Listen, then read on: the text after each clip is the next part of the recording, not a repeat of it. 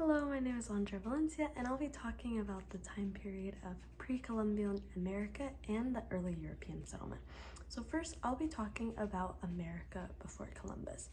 So in school, we're taught about these founding myths of America and how America was before Columbus landed, saying that there was no societies, that it was sparsely populated, that there were only nomadic tribes.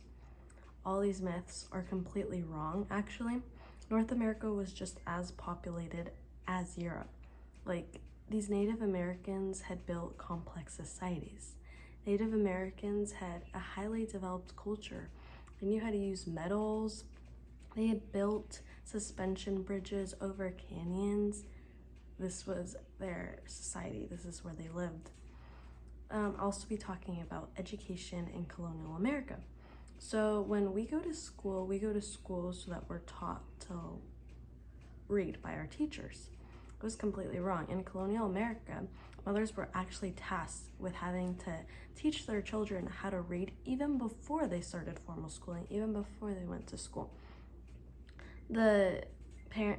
Mothers would teach their children how to read by using the Bible, because the Bible, of course, in colonial America was a big influence in their lives, in their everyday lives. So of course, it was a way to teach children how to read, but mothers could also use the Pilgrim's Progress or the New England Primer to teach their children how to read.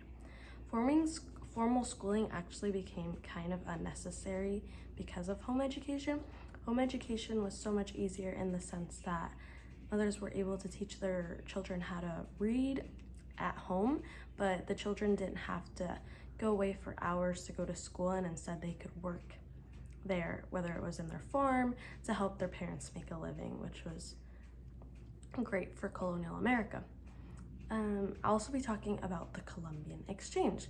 So when Columbus landed in America, it actually brought a lot of ecological changes, because when Columbus landed in America, he brought both insects, but he also brought diseases.